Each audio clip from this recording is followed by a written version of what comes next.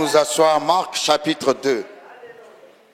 Quelques jours après, Jésus revint à Capernaum. On apprit qu'il était à la maison. Et il s'assembla un si grand nombre de personnes que l'espace devant la porte ne pouvait plus les contenir. Il leur annonçait la parole.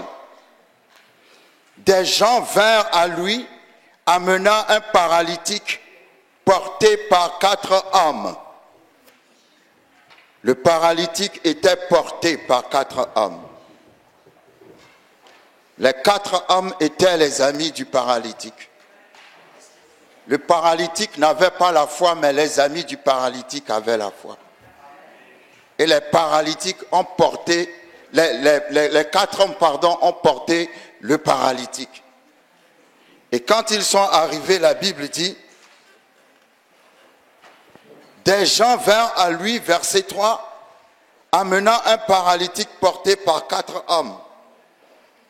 Aujourd'hui, tu vas porter ton paralytique. Je dis aujourd'hui, tu vas porter ton paralytique. Tu vas porter cette personne que tu connais et qui est dans une maladie. Tu vas porter cette personne que tu connais. Nous allons prier pour cette personne. Parce que j'ai la foi en cet instant précis qu'il y a une onction qui va voyager jusqu'à trouver la personne qui est malade. Si tu y crois, tu vas être étonné du témoignage qui t'attend à la maison. Ils ont porté le paralytique jusque devant la maison. La Bible dit, verset 4, comme ils ne pouvaient l'aborder, c'est-à-dire comme ils ne pouvaient voir Jésus à cause de la foule, ils ont ouvert le toit de la maison où Jésus était et ils ont descendu par cette ouverture le lit sur lequel le paralytique était couché. Si la foi ne peut pas rentrer par la porte, elle va chercher les fenêtres. Et si les fenêtres sont fermées, elle va ouvrir le toit de la maison. Mais la foi ne retourne pas chez elle tant qu'elle n'a pas atteint son but, parce que Dieu dit, ma parole qui sort de ma bouche ne me revient pas sans avoir accompli son effet. La foi trouve toujours un moyen pour atteindre Jésus. La foi trouve toujours un moyen pour accomplir son but. Amen. Comme ils ne pouvaient pas passer par la porte, ils ont ouvert le toit de la maison. Le verset 5 dit, Jésus, voyant leur foi, la foi n'est pas concrète. La foi est abstraite, mais on peut voir ta foi par rapport aux actes que tu poses. Jésus, voyant leur foi, dit au paralytique, mon enfant, tes péchés sont pardonnés. La maladie a plusieurs origines, dont les péchés. Le péché cause aussi la maladie. Parce que Jésus ne lui a pas imposé les mains, Jésus a dit, tes péchés te sont pardonnés. Amen. Quand Jésus a dit, tes péchés te sont pardonnés, que les péchés de quelqu'un soient pardonnés aujourd'hui, la Bible dit que les gens qui étaient là ont commencé à se poser des questions dans leur cœur. Parce qu'ils se disaient, verset 7, en parlant de Jésus, comment cet homme parle-t-il ainsi? Il blasphème. Qui peut pardonner les péchés si ce n'est Dieu seul? Mais la Bible dit, verset 8, Jésus, ayant aussitôt connu par son esprit ce qu'il pensait au-dedans d'eux, leur dit, pourquoi avez-vous de telles pensées dans vos cœurs? Lequel est le plus aisé ou le plus facile?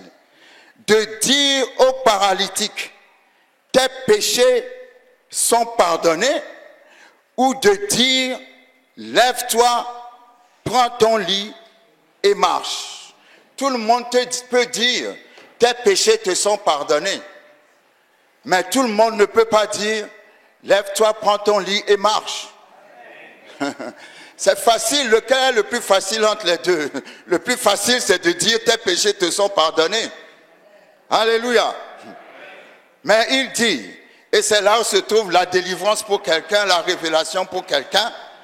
Jésus dit, or, verset 10, afin que vous sachiez que le Fils de l'homme a sur la terre le pouvoir de pardonner les péchés, je te l'ordonne, dit-il au paralytique, lève-toi, prends ton lit et va dans ta maison. Et à l'instant, dis à ton voisin à l'instant. Je dis bien à l'instant, il se leva, prit son lit et sortit en présence de tout le monde.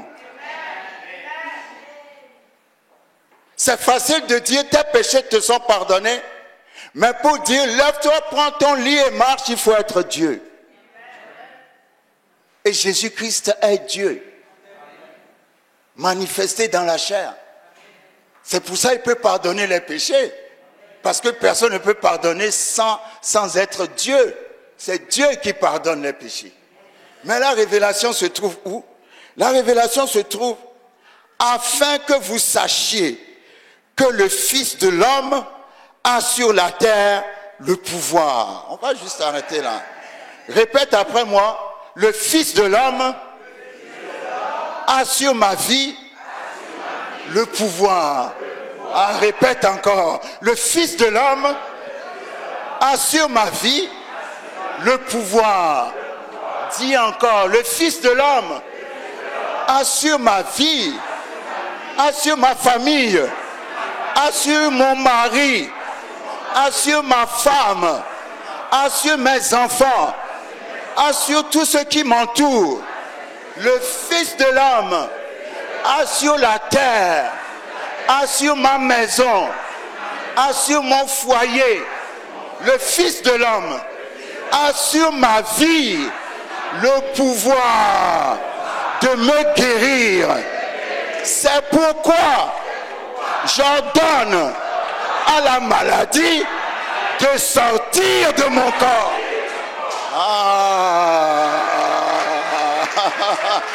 Le Fils de l'homme a sur la terre le pouvoir. Il a la capacité. Et Jésus l'a démontré. Vous pensez dans vos cœurs que je ne suis pas Dieu, que je ne suis pas le Fils de Dieu. Lequel est le plus facile? Dire à ce paralytique, lève-toi, tes péchés te sont pardonnés, ou lui dire, lève-toi, prends ton lit et marche. Mais pour vous prouver que je suis le Fils de Dieu, lève-toi, prends ton lit et marche. Pour vous prouver que le Fils de Dieu a le pouvoir. Répète encore, le Fils de l'homme a le pouvoir. Alors en cet instant, nous allons nous lever. Et chacun va porter son paralytique. Quelqu'un ne me comprend pas. Vous êtes trop lent, vous ne répondez pas vite avec la foi. Je dis en cet instant, vous allez vous lever et chacun va porter son paralytique. Tu connais quelqu'un qui est malade dans ta famille? Tu connais quelqu'un qui a un problème? C'est peut-être ton mari, c'est peut-être ta fille, mais tu peux porter cette personne. Même si cette personne n'a pas la foi, toi tu peux porter cette personne. Les 4 hommes ont dit, en tout cas, nous n'allons pas te laisser dans cette maladie. Même si tu n'as pas la foi, nous allons te porter à Jésus. Alléluia. Donc tu vas porter à Jésus cette personne qui est malade dans ta famille. Y a-t-il dans la famille de quelqu'un qui est malade à l'extrémité?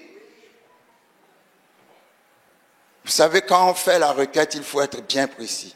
Je ne dis pas quelqu'un qui est malade, je dis quelqu'un qui est malade à l'extrémité. Si tu connais quelqu'un dans ta famille, un de tes proches qui est malade à l'extrémité,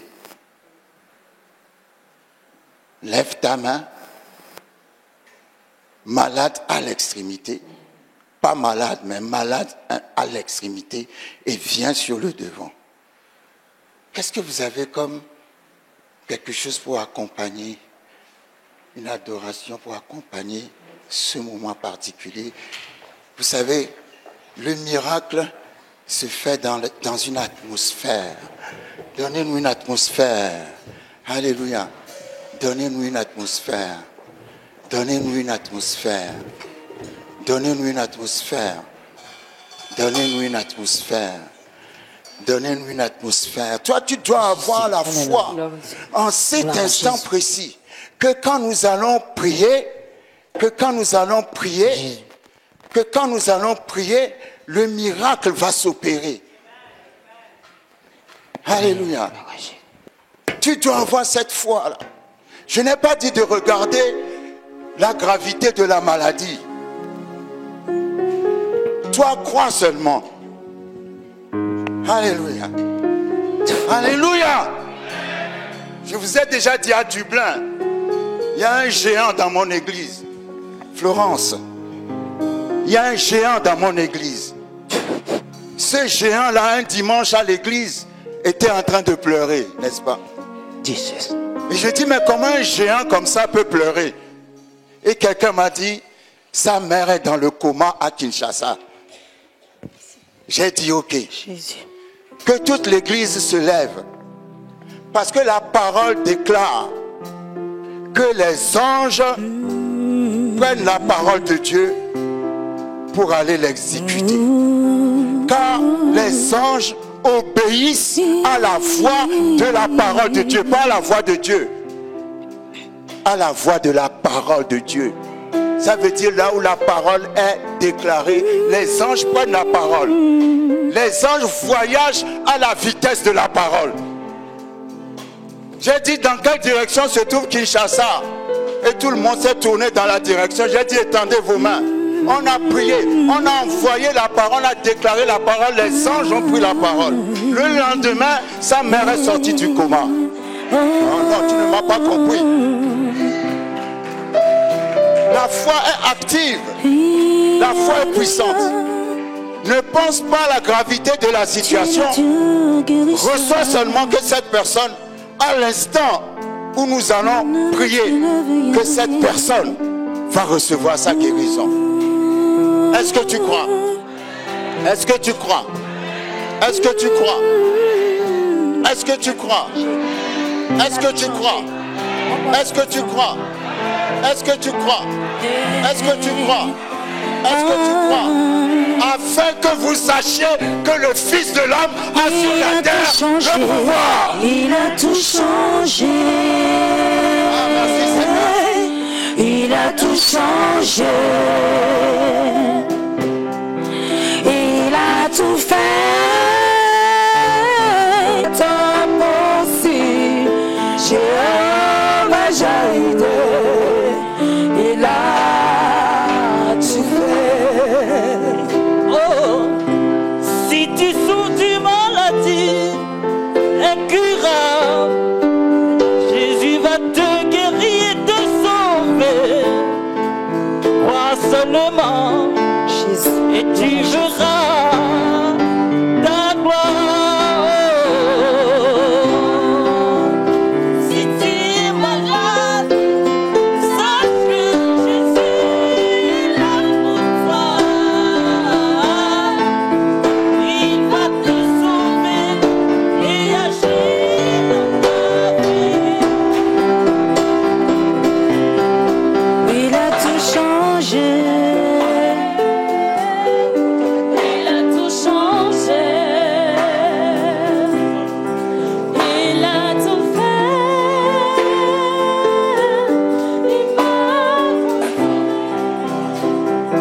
Il m'a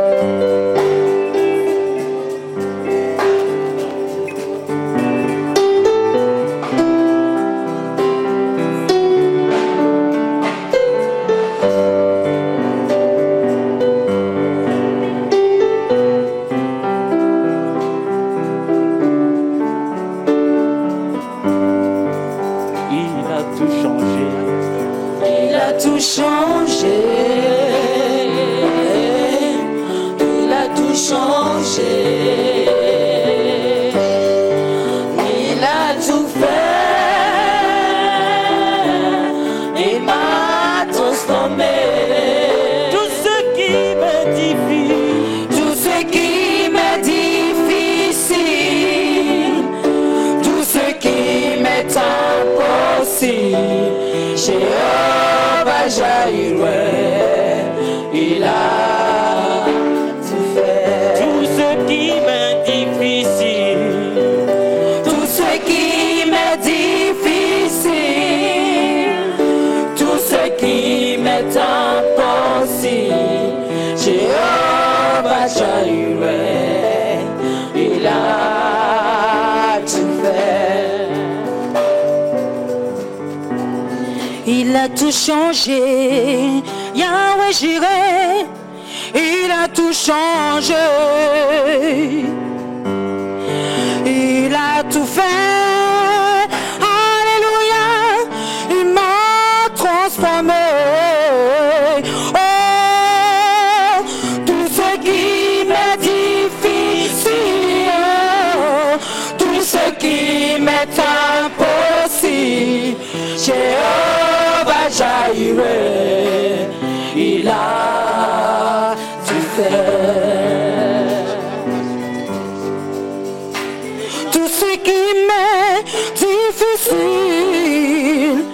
tout ce qui m'est impossible, Jéhovah Jireh, mon âme te lève.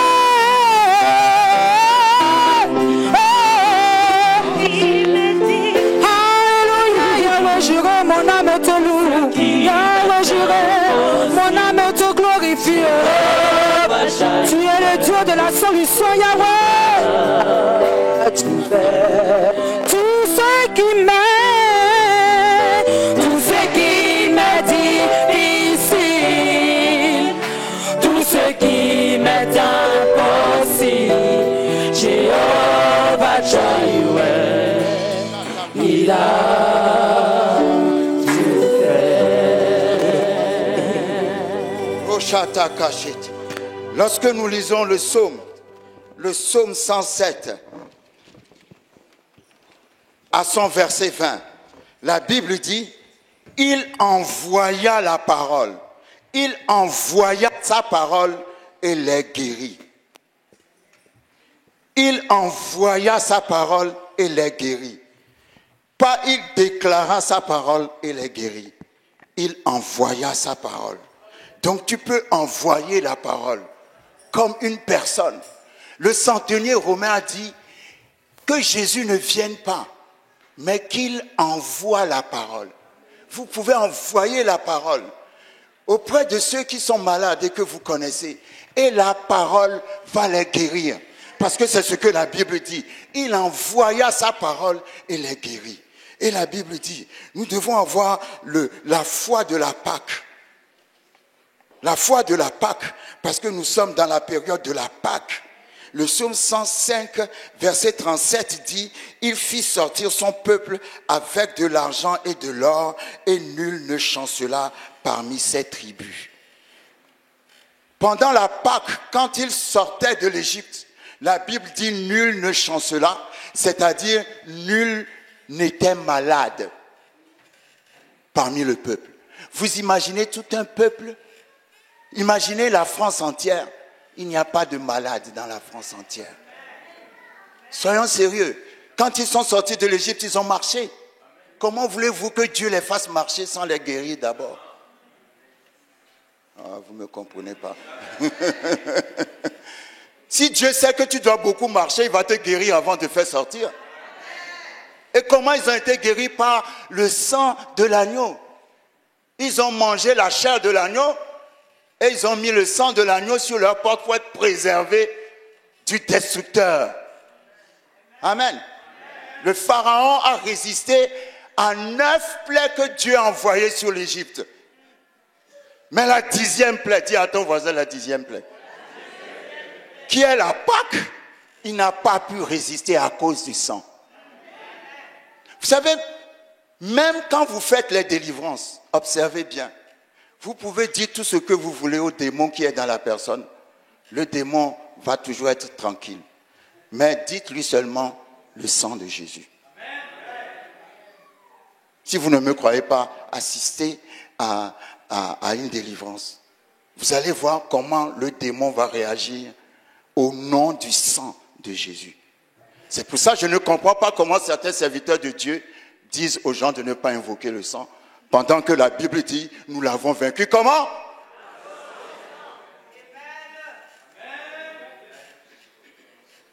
Avant que Moïse arrive dans l'Égypte, on n'a plus entendu parler de sang dans la Bible. La dernière fois qu'on a entendu parler de sang, c'est dans Genèse 49. Après, le sang a disparu.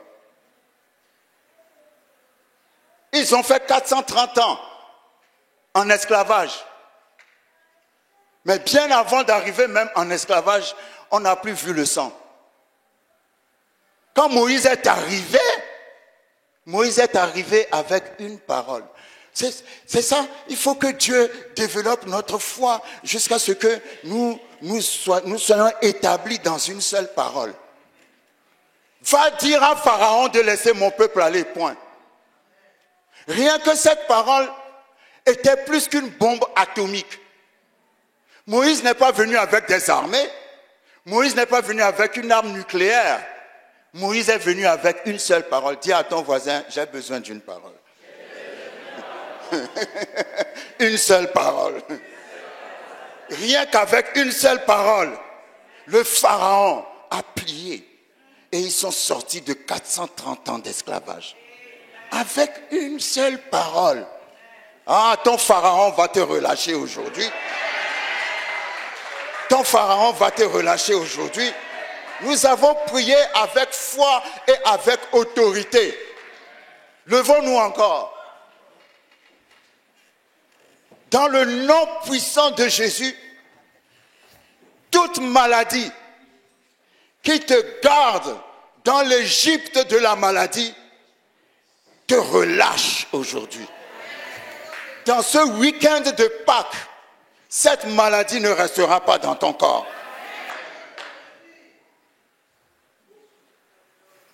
Nul parmi eux ne chancela. Aucune personne parmi eux n'était malade. Parce qu'ils ont mangé l'agneau. Ils ont mangé l'agneau. Ils ont mangé l'agneau. Ils ont mangé l'agneau. Quand tu rentres chez toi, mange l'agneau. Prends le pain, prends le jus de raisin, dis ceci est son corps, ceci est son sang. Pendant que je fais la communion est une forme de Pâques. La communion est une forme de Pâques. Parce qu'à la Pâques, l'agneau était mort et a versé son sang. Et Jésus a dit, ceci est mon corps qui va être brisé et ceci est mon sang. Amen. Quand tu fais ta Pâques, la maladie sort de ta maison. Parce que quand ils ont fait la Pâques, vous savez, quand Moïse est venu dire au Pharaon, Dieu m'envoie pour te dire de libérer mon peuple. Le Pharaon lui a dit dans Exode 5, qui est l'Éternel pour que je lui obéisse?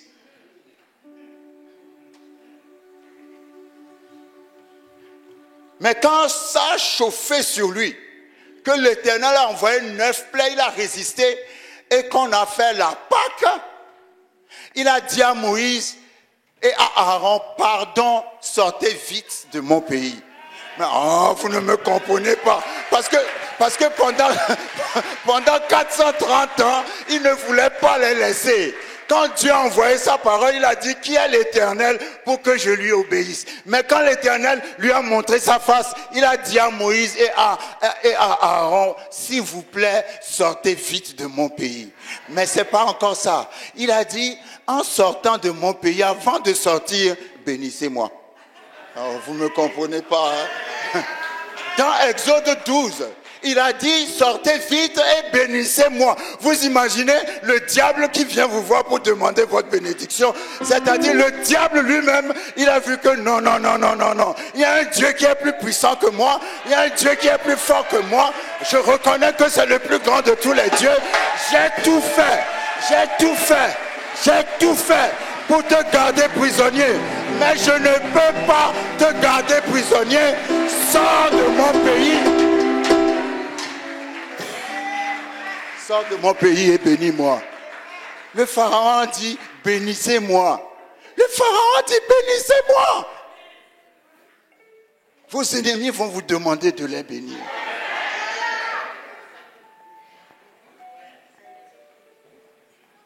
Quand ils demandent, bénissez-moi, ça veut dire qu'il reconnaît. Parce que Pharaon lui-même était Dieu. Qu'il reconnaît qu'il y a un Dieu. Il a dit, mais qui est l'Éternel pour que j'obéisse à sa voix? Alléluia. Alléluia. Recevez la parole avec excitation. Le Pharaon a demandé, bénissez-moi. Ah, il a tout fait, mais il a reconnu qu'il ne peut pas te vaincre.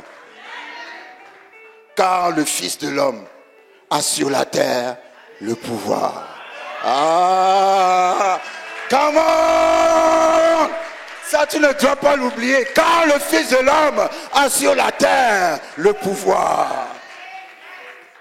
Aussi longtemps qu'il a le pouvoir, toi aussi tu as le pouvoir. Nous pouvons nous asseoir. Notre thème, c'est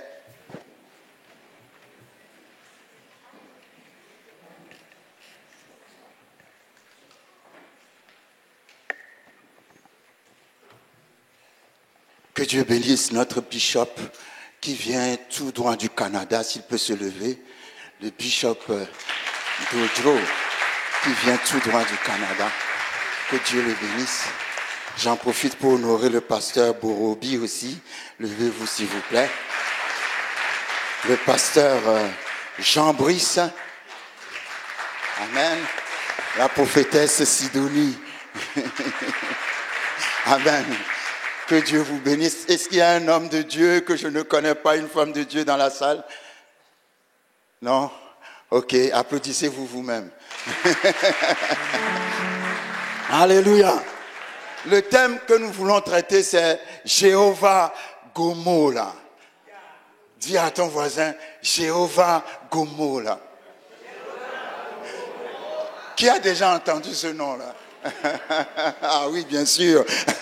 Les gens de Dublin connaissent ce nom. Jéhovah Gomola. Alléluia. Ça s'écrit G''M''O''L''A.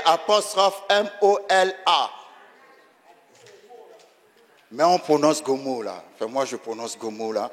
Jéhovah Gomola est un nom de Dieu qui signifie l'Éternel qui donne des récompenses.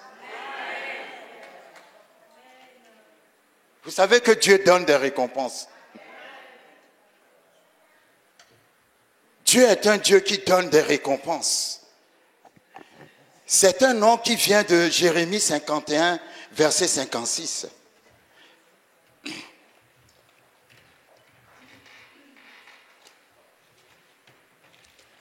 Jérémie 51, verset 56. Oui, le dévastateur fond sur elle, sur Babylone. Les guerriers de Babylone sont pris. Leurs arcs sont brisés. Car l'Éternel est un Dieu qui rend à chacun selon ses œuvres. Qui paie à chacun son salaire. Les guerriers de Babylone sont pris, leurs arcs sont brisés. Parce que les guerriers de Babylone avaient déjà fait quelque chose que l'Éternel n'avait pas apprécié. Et le temps est arrivé où le Seigneur leur a rendu le salaire de ce qu'ils ont fait. Et la Bible dit, parce qu'ils ont été pris, leurs arcs ont été brisés. Ça veut dire que l'Éternel est un Dieu qui rend à chacun selon ses œuvres. C'est pour ça que quand on vit sur cette terre, il faut savoir comment vivre sur la terre. Parce qu'il y a un principe incontournable, une loi incontournable que Dieu lui-même a mise dans la nature depuis le temps de Noé. Genèse 8 ou Genèse 9, il a dit, aussi longtemps que durera la terre. Il y aura le jour, il y aura la nuit, il y aura le froid, il y aura la chaleur, il y aura la semence et il y aura la récolte. Donc tu ne peux pas échapper. C'est un principe que Dieu a établi quand il recommençait l'humanité. Parce qu'il a recommencé l'humanité avec Noé à partir des enfants de Noé. Des enfants de Noé sont sortis toutes les races qu'il y a sur la terre. Alléluia. Les blancs, les jaunes, les bleus, les noirs, les verts, les rougeâtres, les métis, tout ce que vous voulez, ils sont tous sortis des enfants de Noé. Dieu a recommencé la race humaine à partir de Noé. Et il a dit aussi longtemps que durera la terre. Il y aura la semence et la récolte. On ne va pas rentrer dans la profondeur de cela, mais ça veut dire que tout ce que tu fais, Jésus a repris ce principe en disant, ainsi donc, tout ce que vous voulez que les hommes fassent pour vous, faites de même pour eux. Toi, tu veux qu'on te fasse des cadeaux, mais toi-même, tu es tellement radin, tu ne fais jamais de cadeaux aux gens. Est-ce que vous me suivez? Commencez à faire aux autres ce que vous voulez que les autres fassent pour vous. Tu veux qu'on te fasse des cadeaux? Commence à faire des cadeaux aux gens. Ça, c'est la semence. Et parce que tu fais des cadeaux aux gens, il y aura la récolte. Je me souviens à l'école biblique, une sœur qui était très étonnée parce qu'elle avait semé un sac, c'est-à-dire elle avait fait un cadeau d'un sac à quelqu'un et quelques semaines après, quelqu'un aussi est venu lui offrir un sac. Je vais même trop loin. Moi-même, un jour, j'étais parti voir un pasteur parce que j'avais une Bible, je ne sais plus quelle traduction. Et le pasteur a feuilleté la Bible et le pasteur a trouvé que c'était très bien. J'ai dit, si tu aimes ça, garde cette Bible alors. Je te la donne cadeau. On m'a invité une autre fois à un autre séminaire. J'arrive là-bas, le pasteur qui m'a invité m'offre une Bible. Alors que je ne lui ai rien demandé. Mais c'est un principe qui ne rate jamais. J'ai semé une Bible et j'ai récolté une Bible. Maintenant, il ne faut pas, après avoir semé, commencer à dire, Seigneur, j'attends. Hein. Depuis que j'ai semé, j'attends. Hein. Non, c'est comme ceux qui apportent la dîme et puis fatiguent Dieu après. Seigneur, j'ai donné la dîme. Hein. Tu as dit que tu vas me donner. Non, ce n'est pas ça. Parce que d'abord, tu ne donnes pas pour recevoir. Ah, tu donnes parce que tu aimes. Point. Mais sache en donnant que Dieu te donnera aussi. Tu passes ton temps à persécuter les gens, toi aussi, quelqu'un viendra te persécuter. Si tu échappes, ça tombera sur tes enfants. Vous savez, Dieu... Allons dans Jérémie chapitre 9. Dans Jérémie chapitre 9, Dieu a dit quel genre de Dieu il est. Il dit dans Jérémie chapitre 9, à son verset 24, hein, ça commence comme ça, mais que celui qui veut se glorifier, se glorifie, d'avoir de l'intelligence et de me connaître, de savoir que je suis l'Éternel qui exerce la bonté, le droit et la justice sur la terre. Dieu exerce la bonté, Dieu exerce le droit et Dieu exerce la justice sur la terre. Il y a un autre verset dans Ésaïe qui dit, parce que tu auras passé tout ton temps à détruire, toi aussi on te détruira. Tout ça, quand vous réfléchissez bien, c'est toujours la loi de la semence et de la récolte. Amen. Tu vis ta vie correctement, sans chercher à détruire la vie de quelqu'un, Dieu te bénira. Tu détruis la vie de quelqu'un, toi aussi, on détruira ta vie. Si on ne détruit pas ta vie, ça sera celle de tes enfants, mais on verra la destruction dans ta vie. Parce que ce que tu poses comme acte, on finit toujours. Je vais vous dire, hein, vous avez vu comment Paul a souffert? L'apôtre Paul. Lisez 2 Corinthiens chapitre 11. Vous verrez toutes les persécutions qu'il a eues dans sa vie. Il a même été lapidé. On a jeté son corps en dehors de la ville. Il a été enfermé dans la fosse. Il est en prison. La prison même, ce n'est rien. On l'a tellement tabassé. Il a reçu, comme il dit, 40 coups moins 1. Il a connu toutes les souffrances qu'on puisse connaître sur la terre. Dans 2 Corinthiens 12, il a parlé de l'écharde dans la chair. Beaucoup de gens ont dit que l'écharde était une maladie. Non, non, non, non, non. L'écharde de Paul, ce n'est pas une maladie. L'écharde de Paul, comme il a dit, c'est un ange de Satan pour me souffleter. Souffleter, en l'origine, signifie donner des gifles.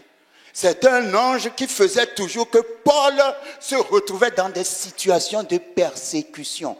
Lisez 2 Corinthiens 11, vous verrez une partie, c'est pas encore tout, de tout ce qu'il a souffert sur la terre. Dieu a dit, je l'appelle pour souffrir. Dans son appel, il y avait la souffrance. Mais après, quand je m'assieds, je réfléchis sur Paul, en fait, pourquoi il a souffert autant? Parce que lui-même, il avait fatigué les chrétiens avant. Au temps où il s'appelait Saul, il a persécuté l'église. Dieu lui a pardonné, mais la semence... Oh, vous ne me comprenez pas. Je ne refuse pas, hein. Dieu va te pardonner, mais la semence emmènera toujours ses fruits. Dieu a pardonné à David parce qu'il a tué Uri pour voler sa femme. Dieu lui a pardonné, oui ou non? Oui. Dieu pardonne toujours. Hein. Le problème, ce n'est pas pardonner. Mais Dieu lui a pardonné, mais l'acte qu'il a posé a porté ses fruits. Numéro 1, parmi ses propres enfants, il y en a un qui a violé sa propre sœur, sa demi-sœur. Et parmi ses enfants, il y en a un qui lui a tellement fait la guerre que cet enfant même a failli prendre le trône de son père. Mais ça vient d'où tout ça? Ça vient de l'acte que David a posé. Dieu lui a pardonné, mais la semence emmènera toujours son fruit. Dieu va te pardonner, hein, mais la semence. C'est comme ça que j'ai compris que Paul a souffert autant. Parce que lui aussi, il a persécuté l'église. Dieu lui a pardonné, mais la semence amène toujours ses fruits. Et Dieu est juste. Alléluia. C'est un Dieu qui amène toujours un salaire par rapport à l'acte que tu as posé. La Bible dit qu'on ne prenne pas, qu'on ne fasse pas de complaisance avec les choses de Dieu. Car ce que l'homme a semé, il le moissonnera aussi. Oh, come on. Come on, come on, come on. Quand la persécution vient sur toi, ne te plains pas. Parce qu'il y a quelqu'un qui voit. Quand la persécution, l'injustice viennent sur toi, ne te plains pas. Parce qu'il y a quelqu'un qui voit. Et je dis toujours, si Dieu dit, priez pour vos ennemis, c'est parce que si vous ne priez pas pour vos ennemis, quand il va commencer à vous venger, vous-même vous allez vous dire, Seigneur, s'il te plaît, aie pitié de mes ennemis, parce que là tu as été trop fort. Alors Dieu dit, juste prie pour eux, sinon quand tu vas voir l'état dans lequel je vais le mettre, c'est encore toi qui viendras prier que je le laisse. Alléluia. Dieu donne toujours un salaire. Sur la terre sur laquelle nous vivons, je vais vous dire, hein, ne soyez pas pressés. Dis à ton voisin, ne soyez pas pressés. Vous verrez la main de Dieu vous apporter la justice dont vous avez besoin. David a dit dans le psaume 37, j'ai été jeune et j'ai vieilli. Entre la jeunesse et la vieillesse, il y a beaucoup d'années, n'est-ce pas? Donc tu as besoin de patience. Dis à ton voisin, patience, patience. Est-ce qu'il y a quelqu'un qui s'appelle patience ici? Non. Personne ne s'appelle patience ici. Tu as besoin de patience. David dit de la jeunesse à la vieillesse. J'ai été jeune et j'ai vieilli.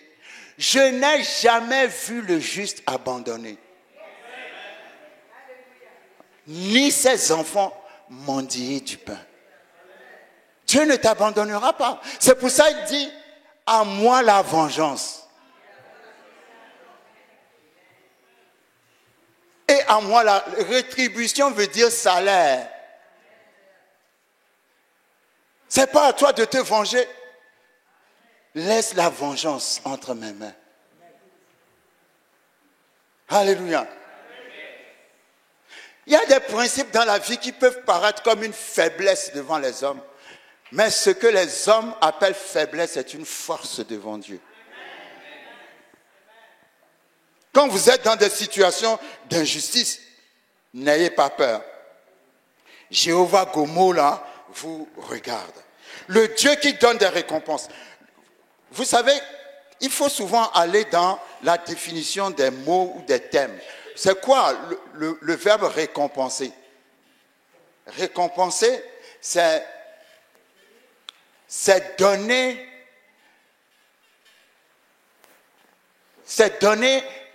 quelque chose à quelqu'un pour le service que la personne a rendu. Tu reçois une récompense parce que tu as fait quelque chose. Tu as rendu un service. Amen. Et on t'apporte quelque chose de bien pour te réjouir. Quelque chose pour t'honorer.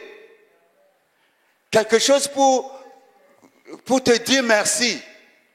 Amen. À cause du service que tu as rendu. Est-ce que vous me suivez? Dans le mot récompense, on peut trouver aussi, dans le verbe récompenser, il y a le verbe compenser. C'est quoi compenser? Compenser, c'est remplacer. J'aime qu'on fasse les études bibliques ensemble, comme ça chacun apporte ses idées. Compenser, c'est remplacer. Amen. Il y a encore un autre mot que j'aime bien. Pardon? C'est combler, voilà. Compenser, c'est comme s'il y a eu un vide. Et puis on est venu mettre quelque chose dans le vide pour que le vide ne continue pas à te provoquer des douleurs. Amen. Compenser, ce n'est pas forcément ce que tu as perdu qu'on met dans le vide. Compenser, tu as perdu quelque chose, on met autre chose dans le vide. Pour te consoler et pour te soulager, pour t'encourager. Amen. Donc, vous avez dans le mot récompenser, le mot compenser. Compenser, c'est pour combler le vide. Donc, récompenser veut dire, veut dire encore. Veut dire double. Donc, récompenser, c'est compenser deux fois. C'est-à-dire le vide a été comblé, mais en plus du fait que le vide a été comblé, on te donne encore quelque chose qui te fait oublier même que tu as connu un vide dans ta vie. La récompense, c'est ce qui vient en plus. Et j'aime bien un autre mot, c'est indemniser. Vous voyez, hein? Le Dieu qui indemnise. J'aime bien ça. J'ai oublié de chercher la racine du mot indemniser. Amen. Mais dans le mot indemniser, il y a le mot restaurer, quoi. Amen. Le Seigneur t'indemnise. Ça, c'est une face de Jéhovah Gomola. L'autre face de Jéhovah Gomola, qu'on retrouve toujours dans la récompense, tu n'as rien perdu, mais à cause de ton service rendu. Amen. On t'apporte quelque chose pour te montrer l'appréciation des gens que tu as servis. C'est pour ça que quand vous servez les hommes, il ne faut jamais attendre que les hommes vous récompensent. Parce que je vais décourager certains, c'est la personne que tu vas le plus servir qui va être la plus ingrate. Vous ne me suivez pas. Vous ne me comprenez pas. Et si vous voulez suivre ça, vous allez tourner le dos à Dieu. Vous allez dire Dieu est injuste. Mais c'est toi qui es injuste parce que qui t'a dit d'attendre une récompense d'un homme? L'homme ne récompense jamais. L'homme n'est pas là pour te récompenser. C'est Dieu qui récompense. C'est pour ça la Bible dit, tout ce que vous faites, Colossiens chapitre 3, verset 23, faites-le non pas comme pour les hommes, mais pour le Seigneur. Est-ce que vous me suivez? Et quand nous lisons Colossiens chapitre 3, à son verset 23, la Bible précise bien.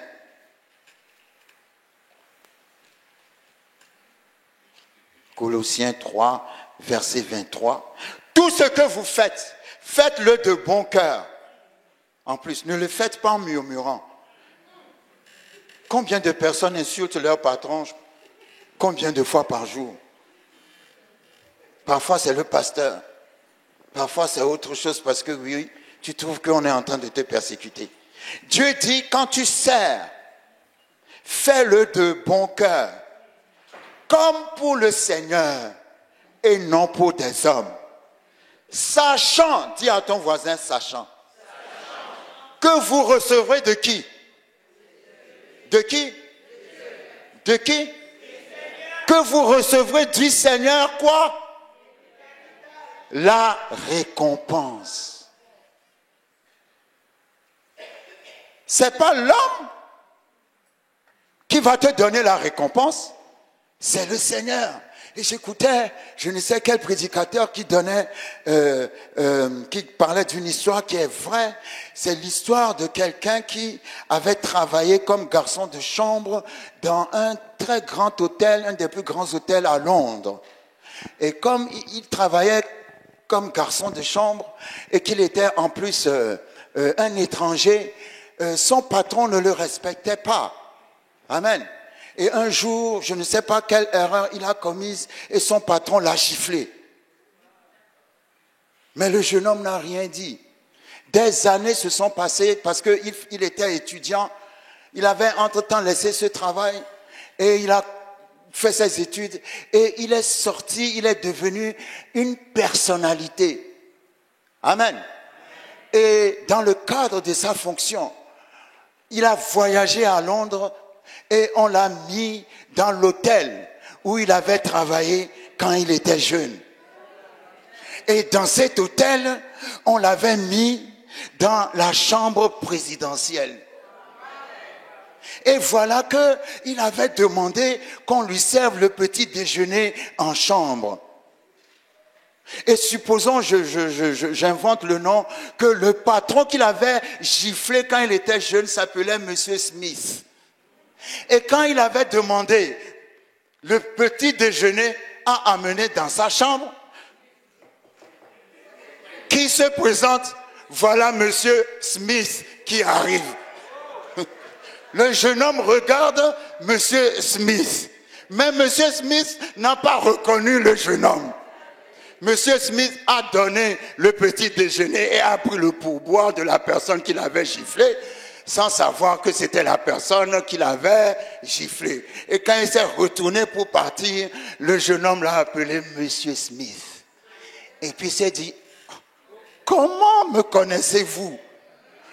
Et il va lui dire, souvenez-vous de tel jeune homme qui s'appelait tant?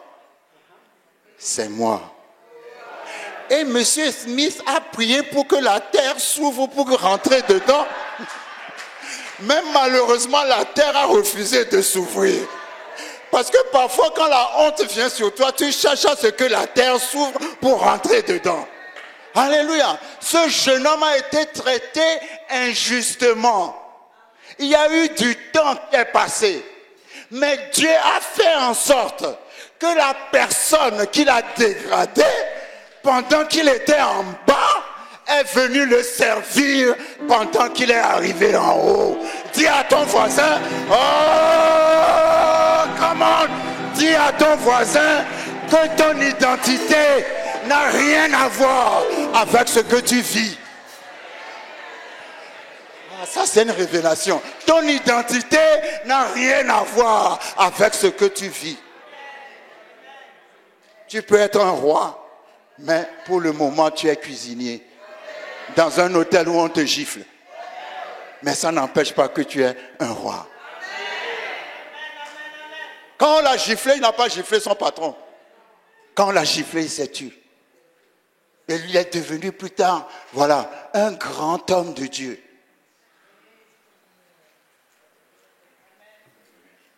Il a pris une suite présidentielle. Et c'est celui qui l'a giflé qui est venu lui servir. Ah, ça c'est trop fort. Vous voyez comment Dieu imaginez quand on l'avait giflé, qu'il avait rendu la gifle, et puis on l'a chassé. Là, il a rendu justice lui-même. il n'aura plus jamais l'occasion de voir cet homme dans l'humiliation. Non, il n'a rien dit, mais Dieu a vu. Dis à ton voisin, Dieu a vu. Dans Exode, avant que Dieu envoie Moïse en Égypte, il a dit, j'ai entendu les cris de mes enfants et j'ai vu ce qu'on leur fait. Va leur dire que moi-même, je suis descendu pour les faire monter.